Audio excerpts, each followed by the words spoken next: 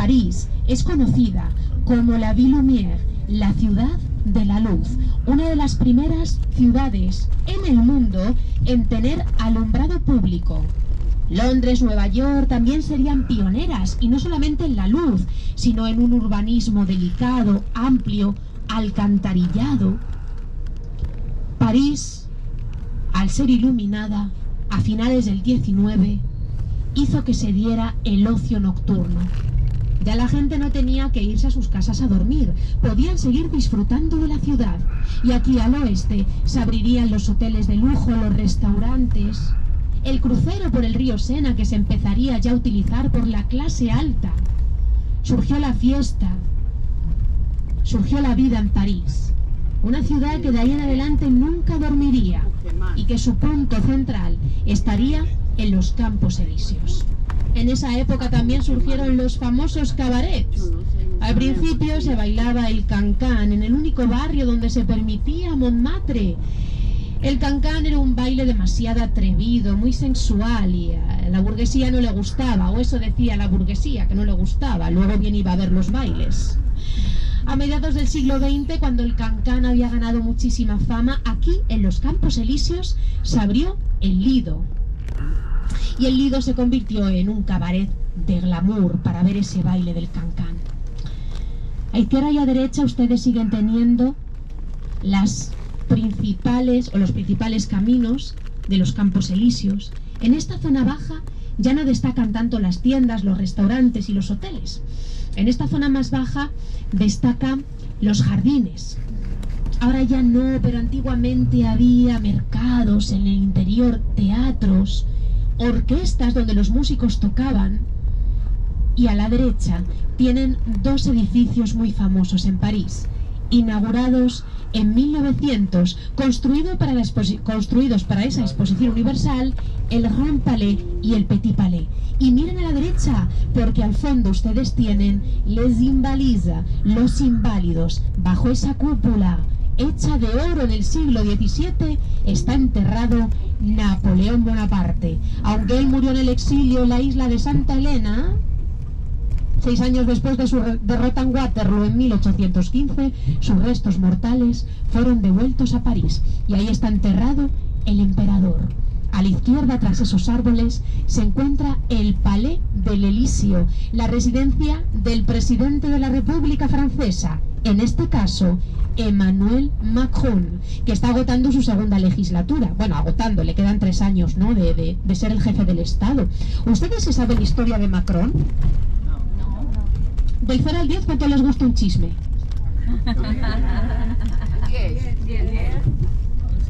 10. Bueno, pues les cuento, Macron no nació en París, nació en Chartres. Y allí fue al instituto y conoció a su profesora de literatura llamada Brigitte, que le sacaba 26 años. Y se enamoraron. ¿Y piensan que a la familia de Macron les gustó este romance? Nada. Le mandaron a París a estudiar para separarle de ella. Y le inmatricularon en uno de los institutos liceos más prestigiosos de Francia, el Enrique IV. Sin embargo, Macron, antes de venirse a estudiar a París, miró a Brigitte y le dijo: me voy, pero volveré y me casaré contigo. Me voy, pero te juro que mañana vuelvo. ¿Y piensan ustedes que volvió?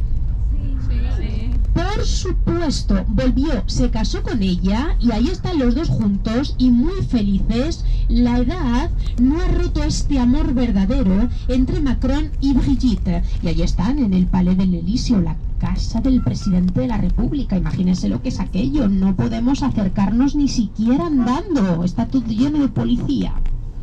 A la derecha tienen la Asamblea Nacional, el Palais Bourbon, y enfrente de ustedes tienen el monumento más antiguo de París fuera del museo.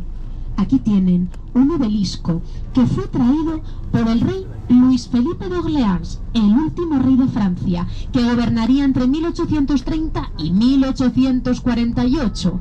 Este obelisco fue traído desde el templo de Luxor, en Egipto.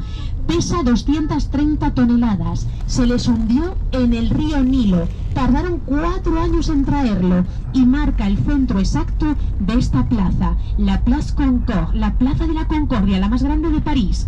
259 habitaciones, este hotel fue el primer hotel del mundo en tener teléfono, baño privado y electricidad.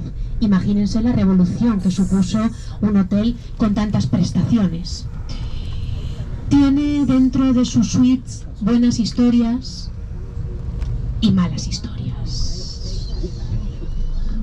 ¡Wow! Piaget. Bueno, pues el directo, ¿no?, de París. De hecho, nos encontramos en la Rue de la Paix, en la calle de la Paz. Es la calle que tiene el récord del mundo entero de haber sido la calle más robada, porque destacan joyerías, relojerías. Les hablaba de que en el Hotel Ritz podemos recordar historias buenas y también historias malas. Ese hotel tiene mucha historia y dentro de sus suites ha visto pasar la vida y la historia, como les decía. Durante la Segunda Guerra Mundial, París fue ocupada por los nazis y el Hotel Ritz se convirtió en la sede de la Luftwaffe, del Ejército del Aire alemán. Por esas fechas ya Coco Chanel había conseguido prestigio, se había codeado con la alta política y fíjense que se echó un novio nazi, Von Dick Lake, un chico así muy guapo, rubio, ojos azules, con un uniforme de Hugo Boss. Coco Chanel no se pudo resistir. Sin embargo, esto hizo que Coco Chanel fuera señalada por su pueblo por haber participado, por haber colaborado, la decían, con los nazis, y después de la Segunda Guerra Mundial se la intentó juzgar, pero a Coco Chanel no le pasó nada, porque tenía muy buenos amigos, como por ejemplo Winston Churchill. En ese hotel estuvo cenando por última vez Lady Di, ese fatídico 30 de agosto de 1997, con su novio Dodi Al-Fayed. Salieron por las puertas traseras del Ritz, tomaron el coche y huyendo de los paparazzis tuvieron un accidente mortal. A la izquierda pueden ver la Academia de la Música, también conocida como la Ópera de París. Una ópera inaugurada en 1875 y mandada a construir por un emperador llamado Napoleón III. Si ven, estoy utilizando mucho el nombre de Napoleón, y es que en la historia hubo 3 Napoleones: Napoleón I, Napoleón II y Napoleón III. El Bonaparte fue el primero, pero bueno, bien. Napoleón III llevó a cabo, como ustedes saben, la reforma urbanística de París, pero también quiso tener una ópera grande, glamurosa, para poder asistir a ver ópera y ballet. Así que contrató a un arquitecto llamado Charles Garnier y diseñó Garnier la Ópera de París. La Ópera de París en estilo Bellas Artes, un estilo para la época muy novedoso, que no le gustó a todo el mundo. De hecho, el propio Napoleón III le preguntó a su arquitecto de qué estilo era la Ópera de París. Y cuentan que la Eugenia de Montijo, la esposa de Napoleón, no conforme con el estilo de la ópera, le dijo a Charles Garnier: oye, mira, Charles Garnier, a mí me gusta este estilo, quiero que me lo expliques muy bien, ¿por qué has hecho esto tan raro? Que no le gusta a la gran mayoría de los artistas, ¿no? La ópera fue demasiado moderna para su tiempo, no gustó nada de nada. Y Charles Garnier, ya harto de las críticas, le dijo a la señora Eugenia de Montijo: mire, señora, esto es estilo Napoleón III, lo hecho por y para su marido. Tardaron 15 años en construirla, se encontraron un montón de lagos subterráneos de agua, tuvieron que evacuar ese agua, desecar el lago. A día de hoy todavía hay agua subterránea bajo la Ópera de París. Finalmente inaugurada en 1875, se convertiría no solamente en la ópera más importante de Francia, sino también en la Academia de Música. Aquí se forma el ballet oficial de la Ópera de París, que es uno de los ballets más famosos del mundo. Y esta avenida por la que nos encontramos por la que estamos circulando, se llama la Avenida de la Ópera, porque va a la ópera. Por aquí venía Napoleón III con su carruaje y con su esposa Eugenia de Montijo a ver la ópera de París. De hecho, Napoleón III le pidió a su arquitecto Charles Garnier que en los laterales hiciera una rampa para que su carruaje pudiera pasar dentro del patio interior de la ópera sin necesidad de salir a la calle. Napoleón III tenía muchísimo miedo a la calle, pues Napoleón tenía miedo al propio pueblo. En varias ocasiones los anarquistas habían atentado contra él, así que tenía miedo de los anarquistas y es por ello por lo que entraba directamente a la ópera. En los sótanos de esa ópera sigue viviendo un misterioso personaje. No sé si ustedes han oído hablar del fantasma de la ópera.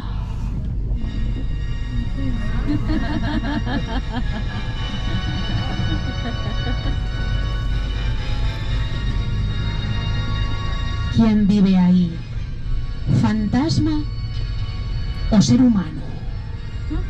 Cuenta la leyenda que cuando se estaba construyendo la ópera de París, un obrero llamado Eric se desfiguró la mitad de su cara por un accidente. Se empezó a poner una máscara de medio rostro para quitar o para tapar su herida. Con él surgió esta leyenda, un misterioso fantasma que habita en los sótanos de la ópera y que provoca caídas de decorados, incendios recurrentes. Finalmente, Gaston Leroux en 1911 crearía la ópera del fantasma de la ópera, donde nos habla de este personaje misterioso enamorado de una corista llamada Christine. Christine se enamorará también del fantasma, pero claro, tenía que haber un pequeño problema, ¿verdad? Tenía que aparecer en escena el novio de la infancia, de la adolescencia de Christine, llamado Raúl. Un triángulo amoroso que terminaría en un combate cuerpo a cuerpo entre el fantasma y Raúl. ¿Y quién piensan que ganó?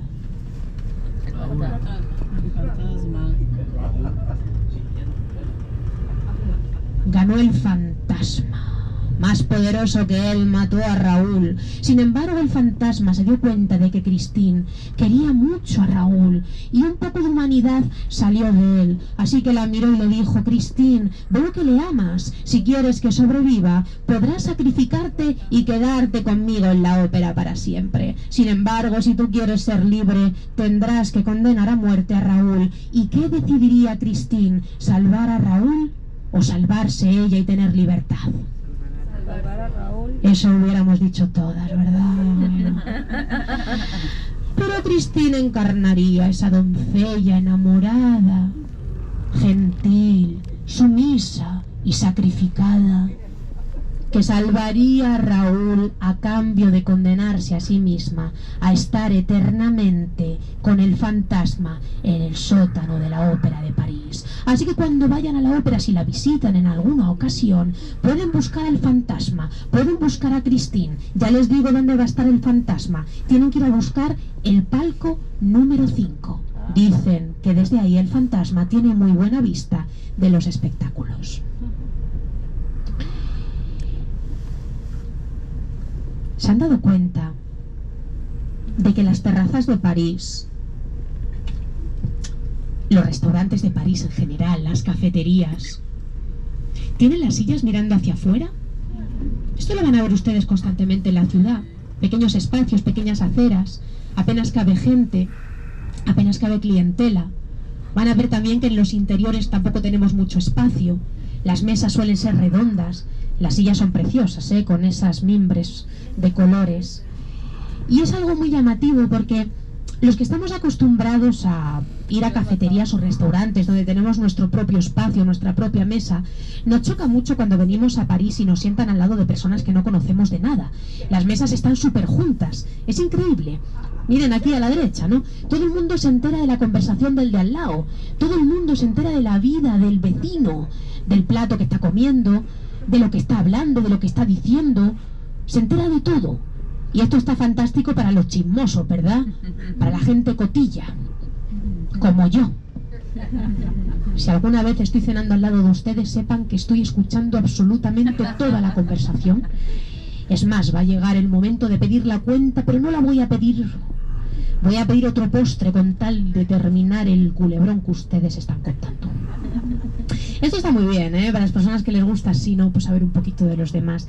Es un fenómeno bastante común en París, esto de las mesas juntas, Se lo cuento así como chiste, pero es una realidad. Tenemos poco espacio y el metro cuadrado es muy, muy caro en París. Así que juntan mucho las mesitas para que todo el mundo quepa. Nos vamos a dirigir hacia el río para continuar la corriente del río, bueno, el curso del río, ir un poquito más hacia el centro, para poder presenciar una isla que está en mitad del río Sena, que se llama la Île de la Cité, la isla de la ciudad. Ya debe ser importante cuando se llama así. Pero antes de llegar a la isla de la ciudad, vamos a ver un museo que ya va a aparecer por aquí. Vayan fijándose, vayan mirando hacia la derecha, porque van a ver la parte más histórica del Museo del Louvre. Antes de ser museo, fue palacio, el Palacio de los Reyes de Francia, construido en el siglo XVI. En 1682, la corte sería trasladada a Versalles, a 20 kilómetros de París. Mañana iremos a Versalles, conoceremos ese palacio. Pero antes de que se fueran para allá, vivieron en París, aquí tuvieron su corte, en el Palais du Louvre, el Palacio del Louvre. Estallaría la Revolución Francesa.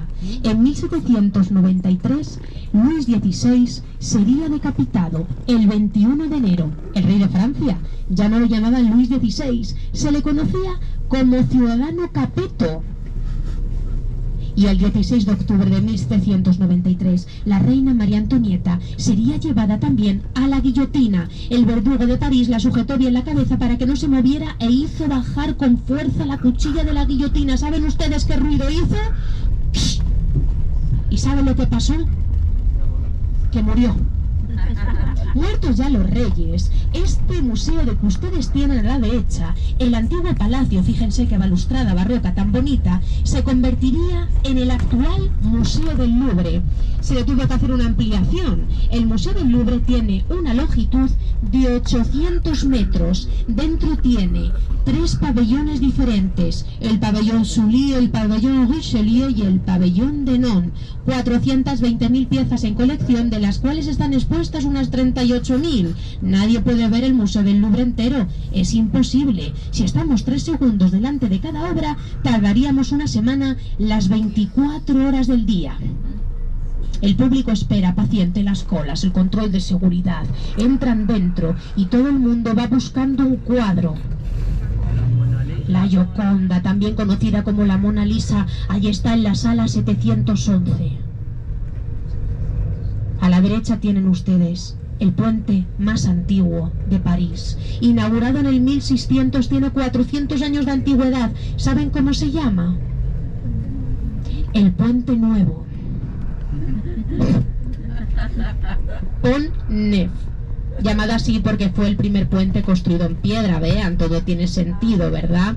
Y ahí a la derecha tienen la isla. Ahí la ven, la Île de la Cité, con este edificio que tiene estos tejaditos de pizarra, ampliación del antiguo Palacio Real Medieval de los Reyes, convertido a finales del siglo XIV en la prisión más grande de París, la Conciergerie, así llamada porque un conserje tenía las llaves de todas las celdas. Así que dijeron, ¿qué nombre le ponemos? Pues ya lo tenemos, la Conserjería, la Conciergerie, la cárcel de la reina María Antonieta. Fíjense a la derecha porque en ese edificio estuvo la pobre reina María Antonieta durante la Revolución Francesa. Allí la metieron 2 meses y medio, tenía 37 años de edad. Además, estaba muy enferma. Las últimas semanas de su vida las pasó sangrando, pues tenía cáncer de útero.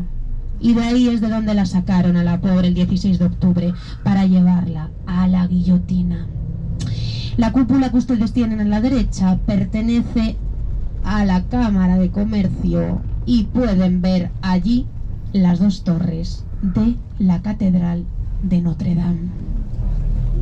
A la derecha tienen las 2 torres. Fíjense, van a reconocer bien la catedral porque acaban de instalar esa aguja nueva que ardió, porque saben ustedes que se quemó, ¿eh? Y sobre la aguja han puesto a una gallo con alas de fuego, aludiendo al incendio de la catedral y representado como un ave fénix, ese ave que de sus cenizas resurgió, como la catedral está resurgiendo de las propias. Se quemó el pasado 15 de abril del 2019, un terrible incendio que duró más de 12 horas. ¿Lo vieron por la tele? En las redes sociales, increíble, ¿no? Porque fue súper violento. Todo el mundo se echó a la calle. Imagínense, todas estas calles, todas las calles que rodean a la isla, llenas de gente, de periodistas, de curiosos, haciendo fotos, vídeos, incluso algunos creyentes rezando. Aquí lloró todo el mundo, creyentes, ateos, todo el mundo, porque ese fuego fue violento. Desde fuera se escuchaba cómo se rompía, cómo caían los trozos de la bóveda, cómo estallaban las vidrieras. A las 9 de la mañana del día siguiente, los bomberos por fin lograron apagar el fuego. Sin embargo, la destrucción fue bastante fuerte. Se desestabilizó muchísimo y toda la cubierta, fíjense, a la derecha tienen los andamios de la obra, se perdió. La cubierta era un tejado a dos aguas hecho de plomo. El plomo se fundió, creando una nube amarilla muy tóxica que hizo que tuvieran que evacuar todo el centro de la ciudad, o sea, toda la isla. Y la isla que tienen ustedes al otro lado, enfrente, la isla de San Luis, todo evacuado. Ya nadie pudo vivir aquí durante varias semanas. En la película El diablo se viste de Prada les sonará. Anne Hathaway tira ahí su teléfono móvil, ¿se acuerdan? ¿No han visto la película? Sí, pero no. A izquierda tienen el Hotel Crillon y a la derecha tienen el Ministerio de la Marina, que se ha convertido en la sede de la FIFA. Y fíjense aquí a la izquierda el famoso Maxim, un restaurante de lujo que tiene arriba una pequeña galería de objetos de Art Nouveau. El Art Nouveau, que fue el arte llamado el modernismo también, ¿no?, en otros países, que vino a principios del siglo XX y que fue muy importante, ¿no?, porque revolucionó el arte. Enfrente tienen la iglesia de la Madeleine, dedicada a María Magdalena, una iglesia neoclásica. El culto a María Magdalena es un culto muy extendido en Francia. Bueno, seguro que ustedes han visto la película El Código Da Vinci. Y bueno, y recordarán que en esa película el profesor Landon, protagonizado por Tom Hanks, va al Museo del Louvre a descubrir los enigmáticos mensajes cifrados de las pinturas de Leonardo da Vinci, y allí en el Louvre descubre, bajo la pirámide invertida, la tumba de María Magdalena con el Santo Grial. Y es que cuenta la tradición cristiana que María Magdalena habría predicado en Francia, y cuentan algunos que está enterrada en París bajo la pirámide del Louvre. Por eso el culto a María Magdalena es un culto muy extendido en el país en el que están, en Francia. Nos encontramos en la Rue Saint-Honoré, una calle también de lujo, Loewe, Fendi, y delante ustedes tienen a Chanel. Fíjense qué elegancia, ¿eh? Chanel, qué elegancia la de Francia. Oye, estas tiendas están perfumadas, tanto por fuera como por dentro. Cuando paseamos al lado de ellas, huelen bien, porque tienen perfumes hechos vapores que salen hacia afuera para reclamar a los clientes. Gabriel Chanel nació en el seno también de una familia humilde. Su madre era mercader a orillas del río Sena.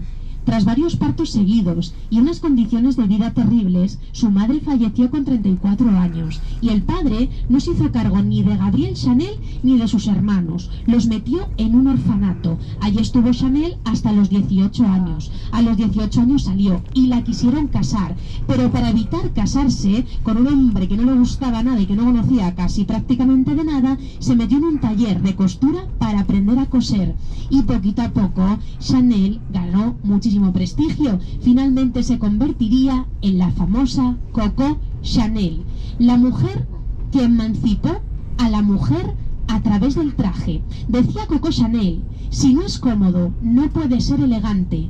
Coco Chanel diseñó pantalones para mujeres, haciendo de su vestimenta un atuendo más cómodo. Y también Chanel lo que haría sería quitar el corsé a las mujeres. Chanel le quitó el corsé a las mujeres porque decía Coco Chanel, el corsé no solamente oprime los pechos de las mujeres y no las deja respirar, sino que también oprime sus libertades. Nos encontramos en una de las plazas más lujosas y emblemáticas de París, es la Place Vendôme, dedicada al duque de Vendôme, un hijo bastardo de un rey llamado Enrique IV. Una plaza cuadrada con esquinas achaflanadas. Luego os voy a preguntar sobre la forma, pero miren a la izquierda, porque a la izquierda tienen al fondo un edificio con 4 entradas, ¿lo ven? Con 4 toldos. Es el Hotel Ritz de París. Vamos a hacer una pequeña parada aquí también para que puedan hacer fotitos, ¿de acuerdo? Nada, 5 minutitos bajan y después continuamos, ¿de acuerdo?